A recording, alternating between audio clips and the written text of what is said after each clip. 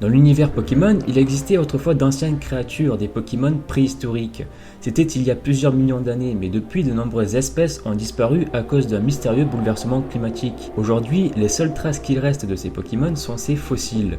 Heureusement, grâce aux fossiles que l'on peut obtenir dans les jeux, nous pouvons ramener à la vie des Pokémon qui ont été fossilisés avec le temps. Au total, il existe 11 fossiles différents, ou plutôt nous ne connaissons que ces 11-là, mais il en existe sûrement d'autres qui seront découverts dans les prochaines générations. Apparemment, certains de ces Pokémon n'ont pas survécu, mais si je vous disais que certaines espèces ont évolué avec le temps et sont devenues des Pokémon classiques que nous pouvons rencontrer dans les autres herbes.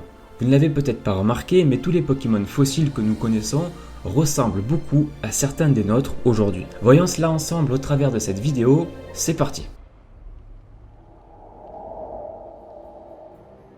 On commence avec mon Pokémon fossile préféré.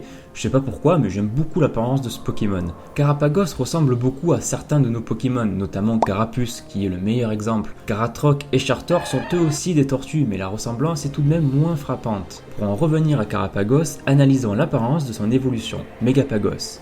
Je trouve que ce Pokémon ressemble énormément à Tortank, et je pense même que Megapagos est son ancêtre. Déjà, ces deux Pokémon sont des tortues portant une solide carapace sur leur dos. Tous les deux partagent la même couleur dominante, à savoir le bleu, et pour leur préévolution c'est pareil, Carapagos et Carapuce se ressemblent beaucoup. Le Pokédex nous dit que Tortank est un Pokémon brutal et qu'il écrase souvent ses adversaires pour leur faire perdre connaissance, et justement Megapagos lui utilise ses puissants bras pour que son adversaire s'évanouisse. On a là deux Pokémon similaires, il est donc fort possible qu'ils aient un lien.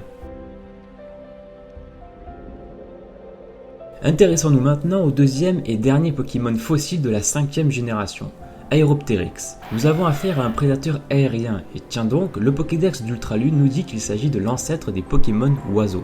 Ce Pokémon ne ressemble pas vraiment à Roucarnage, rapace des pics, mais je trouve qu'il a quelques similitudes avec Guerriègle, un autre Pokémon de la 5e génération. La ressemblance n'est pas énorme, mais au niveau des couleurs, on y retrouve les mêmes, du rouge, du bleu, du jaune. Étant un prédateur aérien, il est possible qu'Aeropteryx ait survécu pour finalement devenir plusieurs espèces de Pokémon vol.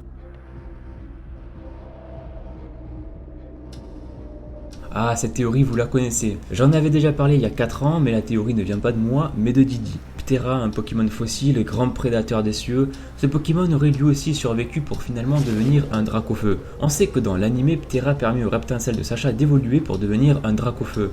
Aussi, le crâne de ces deux Pokémon se ressemble. On connaît tous la théorie, donc pas la peine de s'attarder là-dessus, donc passons au suivant. Vassilis, Pokémon plante de la 3e génération, connu pour être une plante carnivore, il habitait généralement dans les hauts fonds. Il dissout ses proies à l'aide d'un puissant acide avant de les avaler. Généralement, il utilise ses 8 tentacules pour chasser. Ce Pokémon vivait dans les profondeurs de l'océan, on peut donc supposer qu'il a survécu pour devenir un Vortante, ou alors un Ampiflore. Ces deux Pokémon sont eux aussi carnivores. Pour Ampiflore, il est dit que tout corps ingéré par ce Pokémon est systématiquement dissous en bouillie, et cela nous rappelle le puissant acide utilisé par Vassilis pour dévorer ses proies. Pour Vortante, c'est bien plus long, il met une journée entière avant d'avaler entièrement une de ses proies. Perso, je pense plutôt qu'il s'agit d'Ampiflore. Et vous ? Dragmara, un des derniers Pokémon fossiles découverts à ce jour, certains pensent que ce Pokémon aurait un lien avec Muplodocus. Pour la ressemblance, ça peut aller, ces deux Pokémon ont une queue enroulée et leur physique se ressemble assez. Le Pokédex ne dit rien qui pourrait lier ces deux Pokémon, mais Muplodocus est sûrement le Pokémon qui ressemble le plus à Dragmara. Ce Pokémon devait sûrement vivre pendant l'ère glaciaire, mais quand la température a brusquement changé et qu'il s'est mis à faire de plus en plus chaud, l'espèce a dû évoluer pour ne pas disparaître. Beaucoup ont été tués, mais d'autres seraient devenus des Muplodocus. Encore plus fou, certains pensent que Dragmara aurait des liens de parenté avec Macronium, qui ressemble lui aussi à un dinosaure. Dragmara serait donc lui aussi l'ancêtre de plusieurs Pokémon. Armaldo, Pokémon de la 3e génération, donc découvert à Hoenn. Pour ce Pokémon, j'ai eu un peu de mal à trouver, mais vu son apparence et son type, ça ne m'étonnerait pas qu'il soit l'ancêtre d'un sécateur. Alors oui, ces deux Pokémon ne se ressemblent pas vraiment, et même au niveau des couleurs, rien à voir. Par contre, le Pokédex considère Armaldo comme l'ancêtre des Pokémon insectes. Armaldo était un Pokémon au corps blindé et rien ne pouvait transpercer sa cuirasse. Et justement, un sécateur peut évoluer en tenant une peau métal et en devenant Cisaiox, son corps devient plus dur, comme de l'acier. Les Armaldo auraient donc eux aussi évolué avec le temps pour finalement devenir, entre autres, des insécateurs.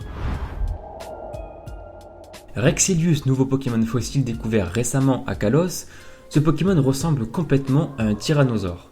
Là aussi j'ai eu du mal à savoir quel Pokémon il est devenu, ou alors peut-être que son espèce s'est réellement éteinte, l'empêchant ainsi d'évoluer au fil des années.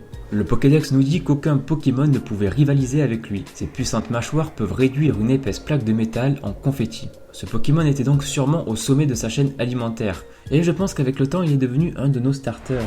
Alligator. Alors oui, quel rapport y a-t-il entre un énorme alligator et un dinosaure? Eh bien déjà on sait que les alligators vivaient eux aussi pendant la préhistoire avec les dinosaures, et donc à partir de là on peut établir un lien entre ces deux Pokémon. Le Pokédex nous dit que lorsqu'Alligator mord avec sa puissante mâchoire, il déchiquette sa pauvre victime.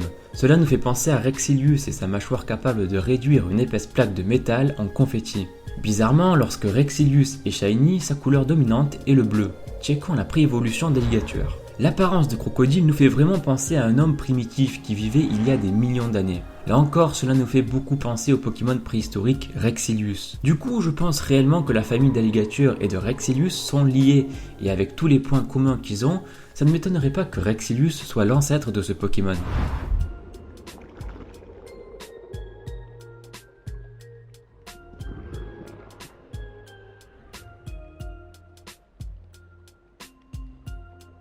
Kabutops, un des tout premiers Pokémon à avoir été découvert, tout le monde pense que ce Pokémon aurait un lien avec un sécateur, d'ailleurs beaucoup de théories en parlent, et il est vrai que ces deux Pokémon se ressemblent, mais bon, il n'y a pas qu'un sécateur qui lui ressemble. Regardez sa muraille. Ce Pokémon est originaire d'Alola et il a beaucoup de points communs avec Kabutops. Déjà, ces deux Pokémon partagent le type eau. Ensuite, leur préévolution est la même. Kabuto et Sofkipu se ressemblent beaucoup trop et ces deux Pokémon sont inspirés de la Limule, une bestiole vivant en eau peu profonde. On a donc affaire à deux Pokémon marins. On nous dit aussi que Kabuto est protégé par une coquille robuste et Sarmurail lui a une carapace aussi solide que du diamant. Amonistar, il utilise ses tentacules pour capturer ses proies. On pense aussi que l'espèce s'est éteinte parce que sa coquille était devenue trop grande et trop lourde, ce qui rendait ses mouvements lents et pesants. Donc soit l'espèce s'est complètement éteinte, donc il n'existe aucun Pokémon de sa famille aujourd'hui, soit certains ont évolué en se séparant de leur coquille. Ils seraient donc devenus des Tentacruels. Quoi, me jugez pas, ok, c'est le seul Pokémon que j'ai trouvé ressemblant le plus aux Amonistar. Aussi, le Pokédex nous dit que ces deux Pokémon utilisent leurs tentacules pour attraper et dévorer leurs proies. Ces deux Pokémon fossiles découverts à Sinnoh ont malheureusement complètement disparu. Je n'ai trouvé aucun Pokémon ressemblant de près ou de loin à Bastiodon et Charcos. Du coup, soit les prochaines générations nous introduiront de nouveaux Pokémon similaires à Charcos et Bastiodon, soit ces Pokémon n'ont pas pu évoluer avec le temps. Le Pokédex nous dit que Bastiodon est un Pokémon éteint depuis environ 100 millions d'années. Les Charcos, eux, étaient des Pokémon terriblement stupides. À force de cogner leur crâne dans n'importe quoi, leur cerveau était atrophié. Le Pokédex nous dit aussi que l'on trouve parfois des fossiles de Charcos et de Bastiodon embrassés pour l'éternité suite à un chaos mutuel. Si ces deux espèces ont disparu, cela est donc probablement dû à la bêtise de ces Pokémon et à leur affrontement qui se terminait souvent très mal. Pour en revenir aux fossiles, s'il n'y a pas de nouveaux Pokémon préhistoriques disponibles à Alola, c'est parce que l'archipel a été formé bien après la préhistoire, du coup Alola n'est pas une région très ancienne par rapport aux autres. En cherchant un peu, on a pu remarquer que chaque Pokémon fossile correspondait à certaines de nos bestioles que l'on connaît aujourd'hui, sauf pour Bastiodon et Charcos.